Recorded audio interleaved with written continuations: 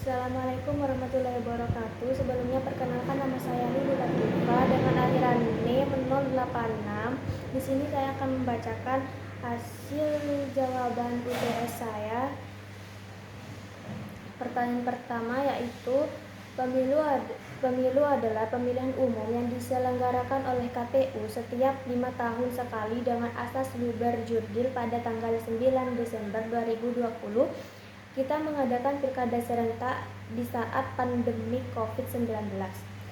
Di satu sisi, masyarakat ingin berpartisipasi aktif dalam pilkada, tapi di sisi lain masyarakat takut karena kondisi pandemik. Jelaskan jawaban saudara, apakah mencoblos dalam pemilu dan pilkada merupakan hak atau kewajiban?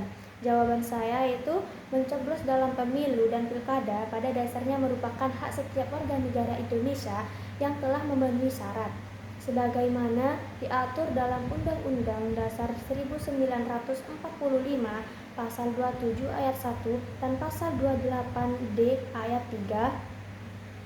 3 yang artinya setiap warga negara memiliki hak politik untuk memilih dan dipilih. Namun meskipun secara hukum merupakan hak, dalam praktiknya mencoblos juga sering dianggap sebagai kewajiban moral dan tanggung jawab sebagai warga negara dalam membangun demokrasi. Pada pilkada serentak 9 Desember 2020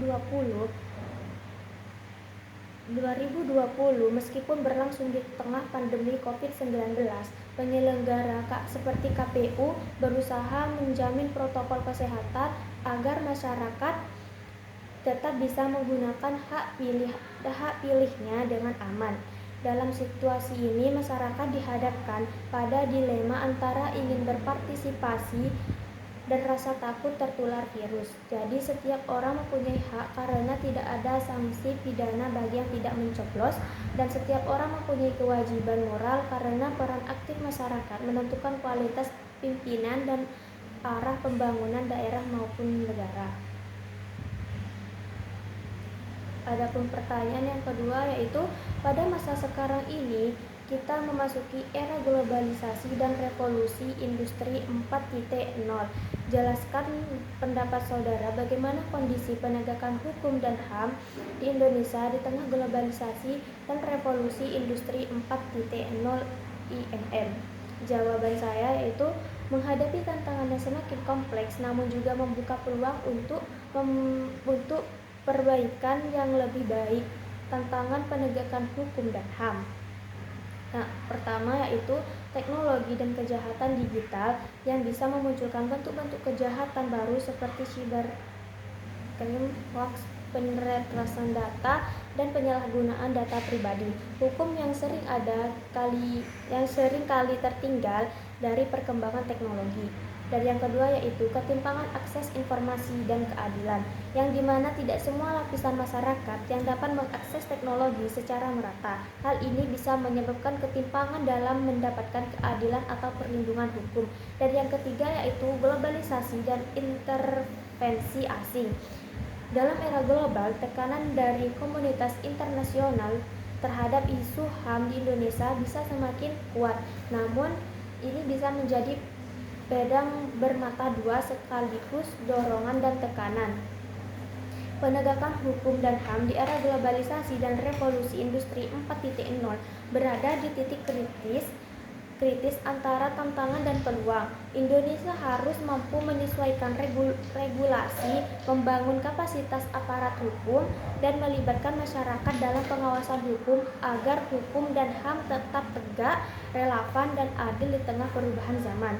Adapun pertanyaan yang ketiga yaitu, pengaruh wabah COVID-19 di Indonesia membuat seluruh negara menerapkan kebijakan WFH termasuk Indonesia. Di bidang pendidikan pun diterapkan hal yang sama. Siswa diharapkan belajar dan ujian di rumah, namun pembelajaran dan ujian dilaksanakan secara daring menemui beberapa kendala. Salah satunya sikap tidak jujur siswa dalam mengerjakan ujian. Ketidakjujuran ini tentunya bertentangan dengan tujuan diberikan pendidikan kewarganegaraan. Berilah solusi bagi siswa untuk menghindari hal ini. Jawaban saya yaitu Sebagai siswa, solusi yang bisa dilakukan untuk menghindari sikap tidak jujur saat ujian daring agar tetap selaras dengan tujuan pendidikan kewarganegaraan yang menanamkan nilai kejujuran, tanggung jawab, dan integritas. Membangun kesadaran diri, disiplin dalam belajar, dan mempersiapkan diri sebelum ujian agar tidak tergoda untuk menyontek. Sebagai siswa, kita harus menjunjung tinggi nilai kejujuran dan tanggung jawab karena pendidikan bukan hanya soal pengetahuan tapi juga menentukan karakter. Sebagai warga negara yang baik, ketika kita jujur, kita telah berkontribusi dalam membangun bangsa yang bermartabat di masa depan. Dan adapun pertanyaan yang keempat, yaitu identitas nasional mempunyai hubungan yang erat dengan integritas nasional, di mana identitas nasional kita butuhkan untuk mempertahankan integrasi nasional. Salah satu persoalan yang dialami oleh negara-negara berkembang termasuk Indonesia dalam mewujudkan integrasi nasional adalah masalah primordialisme yang masih kuat. Berikan pendapat saudara tentang pernyataan di atas. Jawaban saya yaitu pernyataan tersebut benar adanya dan sangat relevan dengan kondisi Indonesia sebagai negara multikultural. Identitas nasional yang mencakup simbol-simbol seperti bahasa Indonesia, Pancasila, bendera, dan lagu kebangsaan berfungsi sebagai perekat dalam menyatukan masyarakat sangat beragam latar belakang etnis, agama, budaya, dan bahasa daerahnya. Dalam konteks ini, identitas nasional sangat penting sebagai alat untuk membangun rasa kebersamaan dan solidaritas sebagai bangsa. Namun, untuk mencapai integritas nasional yang sejati, negara juga harus mampu mengelola keberagaman tersebut dengan bijak, memberikan ruang pada identitas lokal tanpa mengorbankan kesatuan nasional. Artinya, penguatan identitas nasional harus berjalan beriringan dengan pengakuan terhadap keberagaman.